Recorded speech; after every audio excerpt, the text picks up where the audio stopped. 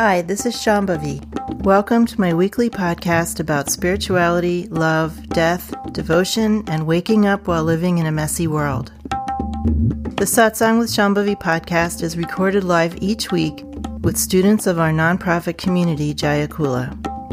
For more information and to find out about attending a satsang, visit jayakula.org. Thanks for listening. Much love to you, wherever and however you are.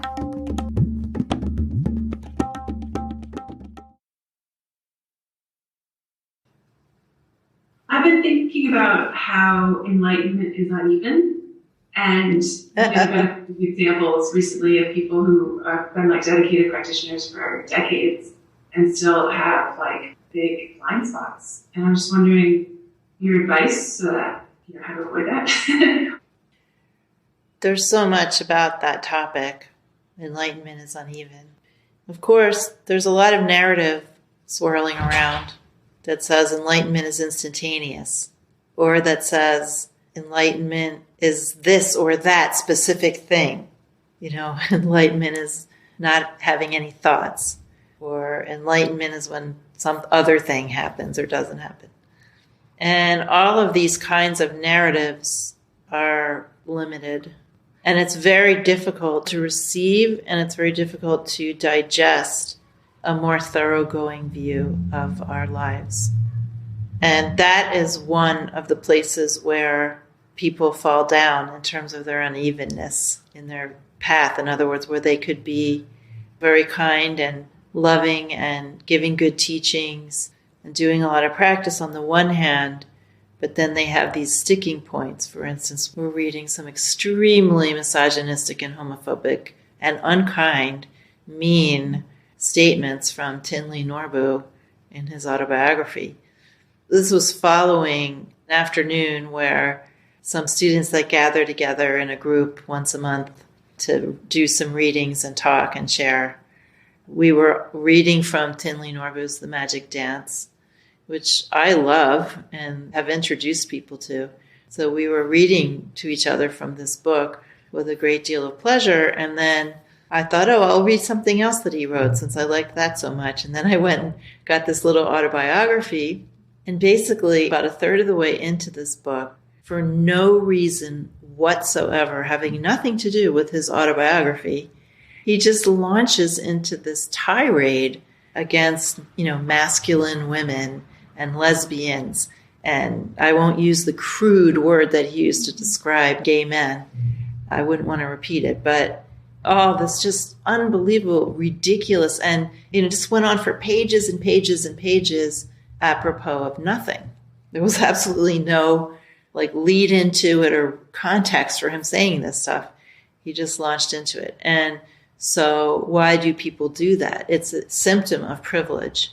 And this is how privileged people define themselves against people, against other people. And privilege defines itself by being the definer. This is the absolute core of privilege, that you appoint yourself, or your class of people appoints themselves as the definers and the explainers of everyone else's experience and value. So this is what's happening. Tinley Norbu is a tulku. He's a reincarnate lama. His father was just incredibly illustrious, Dujam Rinpoche, and he was the eldest son of his father. So they were enormously wealthy, enormously well-educated, feted and bowed to since they were probably infants. He probably was sent to a monastery when he was 3 years old, put in robes and put on a throne. Toddlers basically giving empowerments to people and blessing people. And I'm sure that many of you have seen those movies of that phenomenon when a kid gets appointed to be a tulku, a reincarnate. So the amount of privilege coming to bear there is enormous. And many people want some kind of place they can stand and then garner admiration. And often this becomes the place where you stop developing spiritually, because you just define something that happened to you or some way that you are in the world as enlightenment or as high accomplishment, and you just want to stay there because you get admiration for it. But the fact is that there might be sudden enlightenment every now and then, and there might, but it's not going to happen to any of us. It's like somebody asked Kafka once, is there hope? And he said, yes, of course there's hope, but not for us. So what we get is more incremental and more, 2 steps forward and 1 step stuck in the mud. And this is just normal and natural. And when this comes into conflict with our everything should be a continuous climb upward culture, we have problems. We are attracted to narratives of sudden enlightenment. We are attracted to teachers that promise us easy accomplishment. We are attracted to teachers that give us easy things to do so that our sense of pride is not challenged. And we are attracted to teachers and schools or groups of people that tell us there shouldn't be any authority in spiritual life. Just let the community be your guru. All these easy ways to avoid actually dealing with ourselves. One of the wonderful things, actually, that Tinley Norbu pointed out in this autobiography that I was really surprised about, this was before I got to the horrible bits. I've now abandoned reading it. I just couldn't go back to it. But he said, if you're from a country like the United States and you go around telling yourself that you don't need a guru and you don't need a teacher and you don't need any lineage and you don't need to have any real instruction, you can just figure it out on your own. He said, that's racist. He kept saying that over and over again. And I was like, yes, it is actually, because cultural appropriation is racism. So, but I was just so surprised that he named that. I've never seen any Tibetan Lama name anything so bluntly like that. Wow. He said, this is the tradition. It's thousands of years old. It comes from this country. This is how it's done. If you claim that you are doing that, but you're just doing it any old way you want to, you're claiming an authority over that culture, over those people, over that tradition, and you're ignoring what it actually is, and it's racist. I thought, yeah, it is. That was a cool thing to hear a Lama say. But then he got very uncool. In any case, what we need here on the ground, as none of us are reincarnate tulkus, and that's probably for the best, we need to have courage to be honest with ourselves, and the courage to be patient, and the courage to be out of step with the culture that we're in terms of this narrative of constant improvement and fixing and climbing. And we need to have the courage to stop seeking admiration for every little thing that we do. We have to have the courage to explore modesty. We have to have the courage to just sit with whatever arises and just let it happen and not go into our panic about fixing ourselves and making ourselves seem more acceptable in an ordinary way. And all of this, courage is the number one ingredient to this entire process. And then we need to understand what it really is. What are we really doing? What are the fruits of this? What is the actual path of this? So that we don't fool ourselves into thinking that we're doing something that we're not doing. And so that we know that if we wanted to follow the path, really, this is what we would do, right? And we have to know when we're not doing that. It's fine to take what you need and leave the rest. I'm all for that. I don't want anyone faking anything. So I'm happy, as I've said my whole time being a teacher, I'm happy if anybody gets anything out of this, no matter how small. But the thing is, we do not want to be in a state of fantasy about ourselves or about what we're doing or not doing. And to yank yourself out of your fantasies takes tremendous courage, because those fantasies are there to give us pleasure and make us feel less insecure. It's all for nothing, because in the end, your insecurities are not going to be assuaged by fantasy. That's just not going to happen. It's like when I used to be terrified of flying, really, really terrified when I was younger. And a doctor gave me some Valium back in the day when people still prescribed Valium to take on the plane. And then I took one once and I was like, okay, now I'm tired and groggy, but still terrified. It really didn't help at all.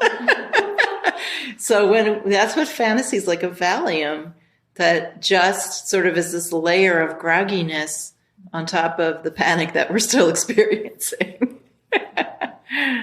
So have the courage to step out of fantasy. Have the courage to be honest about yourself, where you're at. Even the courage to say, I don't know, I'm confused is fine too. But we have to, at all costs, stay out of fantasy.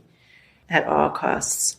Even if we incur losses by doing that. For instance, if someone came to me and said, I thought I was really into this, but I'm really only 15% into this. I want to stay in the community, but I really don't feel like doing all these things. Then you incur a loss, right? Or you think you do anyway. So we have to have courage to look at ourselves and not be in a state of fantasy. And that's the number one ingredient. And then we can survive all of the ups and downs and comings and goings of non-sudden enlightenment.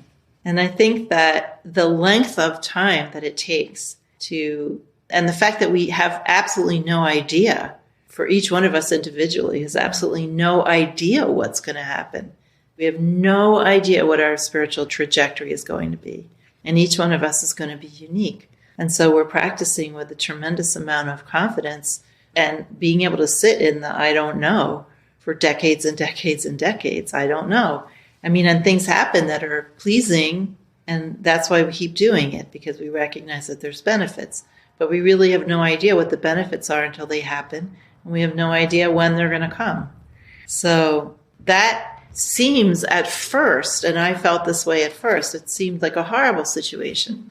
And I often tell the story about how when I read Autobiography of a Yogi, and there's a scene in it toward the end where, I always forget their names, but someone's talking to Yukteswar, who's already died, and he's like off planet or something. I guess it's Lahiri Mahasaya is talking to Yukteswar. And Yukteswar says, yeah, a lot of these practitioners who are on Earth, they go to other realms and they continue practicing and working off subtler and subtler karmas for eons. And I was like, oh my God, no. I just remember my heart dropped. It just seemed completely overwhelming and horrible. But now it actually sounds relaxing. It's like, okay, we don't know. It could take eons. And then where are we? Nothing, because nothing's actually happened. Essence Nature's already enlightened, so all we're doing is playing. We're just playing this game that's been arranged for us. So the whole thing is just kind of funny, and however long it takes, it doesn't really matter. So actually, that's kind of relaxing, right? And that's what we, I think, eventually get to. And then we can just live through all of the unevenness. But if we're really still very attached to being successful at something, at this, and admired for it, and fixing ourselves and being in charge of it and all of that, then we suffer tremendously. We just suffer a lot. There's no productive role for trying to be in control of this process.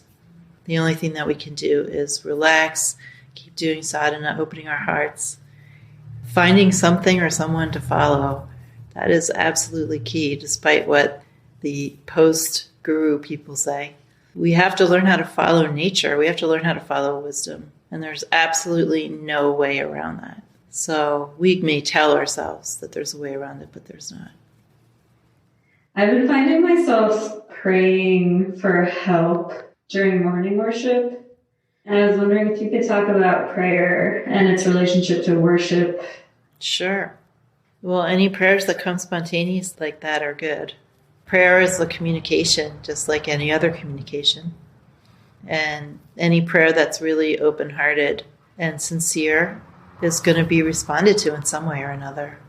Maybe not in ways we notice, but sometimes in ways we notice, for sure. And prayer is also, unless it's like one of those things where people stand in abundance circles and pray for money or whatever. Maybe they might get that too, but then they would miss out on something much more important. But in any case, prayer is also a form of surrender. When we say, I feel helpless, I need help, please help me, that's a form of surrender. So it's a beautiful thing to do. Every communication is heard. There are ears everywhere. Every communication is heard but not answered? Well, that would be our limitation in knowing what the answer is. So everything is heard and everything is answered. You have a difficult circumstance, but you also have a samskara of not being able to see the rewards that you've gotten. You always have to be reminded of what you've gained out of the hardship that you've gone through. You have to be reminded over and over and over again. I might feel the same if I was in your position, but, but it's not true. And it's just going to be more time before you see things more completely. I don't know when that's going to happen, but believe me, you are being answered. And sometimes we're answered with hardship too. Answers just don't come in the form of rewards that we recognize as sweet and positive. I mean, I've said this before, and this is how things are. And Ma says this over and over again, that we're brought hardships in order to help us to grow spiritually. The last 2 years have been the hardest years of my life since I was about 13, for a lot of different reasons. But it started off with this strong encouragement in dreams and in divination to come back to California. Very strong, very positive, which set up a lot of positive expectations in me. And then I came here and it was really, really hard.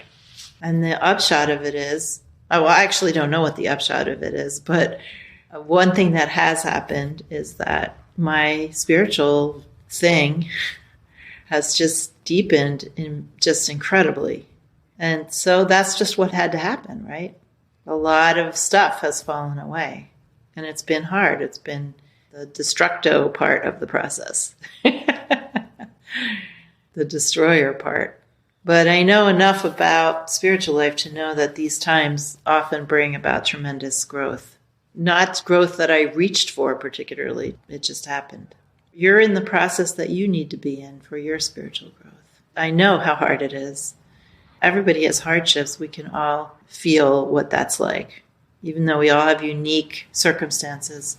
Hardship is hardship. Pain is pain. Heartache is heartache. Feels the same for everybody.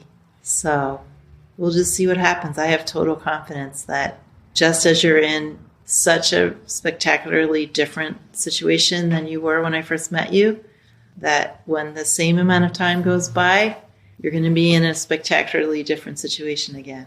And that's just how your life is. Your life is intense. You have a lot of intensity in your life, but you are very intense. You know, in a sense, it's like fire meeting fire. You're being met where you live. And maybe in 10 years, that intensity will be lower, right? Maybe the fire is being challenged with fire. Like, I don't know if you know this, but in forestry, they set fires to stop fires. What is that called? Backburning? Where you set a fire to prevent other bigger fires from starting. Controlled burn. Controlled burn, yeah. That could be the name of your autobiography. That could be the title of your autobiography.